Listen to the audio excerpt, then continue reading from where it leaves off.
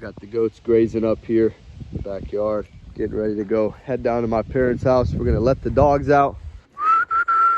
Also gonna let these sheep out to free range today. Try to teach these guys that they can't chase the sheep. Guys, let's go, let's get to work. We got the whole crew with us. Got my toolbox and the hand trucks out the van. Headed to my shop. Let's get started on something. Got a couple empty spots here in my shop. Try to get those filled up. I'm gonna check these two LG washers that are out here. Also got two dryers, one here and one here. And two more washers that I gotta check. So let's jump right into it. Let's see what we can do. It's filling up. I'm running a little test cycle on it. It's reading a UE off balance code, even though the shocks seem to be good. This dryer and this washer that I got hooked up right now, I don't have clothes in it, came out of a storage unit, but they're supposed to work, so they seem to be working. This might need a little bit of a paint job, but other than that, it's producing good heat. We're gonna let it finish out this cycle, and hopefully all is good. It needs a little bit of a cleanup, but it's a good Kenmore 80 series set. These things last a lifetime. Got this other washer. It's a Maytag newer model.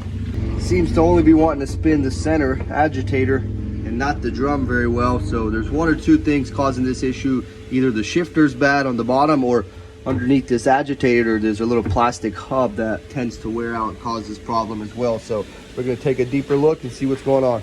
Shifter seems to be shifting like it should. It was a pain in the ass getting this center bolt taken off. The drill wasn't able to get it. I wasn't able to do it with the ratchet. So I got this straight bar in the right size, and I got the mallet and I was able to loosen it up. Seems to be coming. So let's get it off. We're gonna take a look underneath. There's the bolt. It's got some Loctite on it. That's why it was so hard. So this LG seems to be working good. Now, put a little bit of support around the top half of the drum. That way it stayed a little bit more stiff. I'm gonna test it one more time. This dryer here also works as expected. It does need a little bit of a paint job, so I'm probably gonna take it out in the pad, sand it down and paint it. Get that done today. This agitator's stuck on here. It's probably rusted on. I put some liquid wrench in there. We're gonna let it sit. All we can do is just keep wiggling it until it comes off. Got the dryer brought out here. I went ahead and sanded it down, cleaned it up, hit it with one coat of this appliance epoxy. Looking good so far. We're gonna let that dry and we'll hit it again. Next up, we got this dryer here. I went ahead and took some of the screws off. The front end is pretty much wore away. It's a common issue with these GEs. It's making a lot of racket, catching a lot of the clothes. So we're gonna get the front end taken off and take a look at it. See if we can get it out of here. It should just pop out. There it is. Hard to do with one hand. This plastic is pretty much all wore away. It's not as bad on this side. You're supposed to have these plastic slides. It's a pretty piss poor invention. It's just a plastic front end, wears away over time. It's never gonna last too long.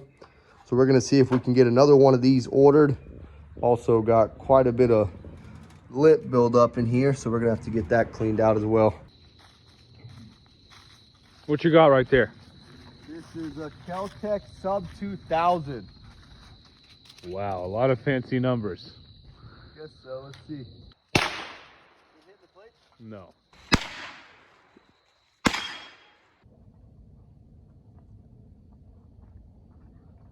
We're getting cleaned up, cooking up some meat. I got some nice steak cooking up for me and Erwin. After this, we're gonna cook our eggs and the juices. We're gonna have a little protein shake, and we're gonna call it for the night. We're gonna be back out here tomorrow. We're gonna finish out our night.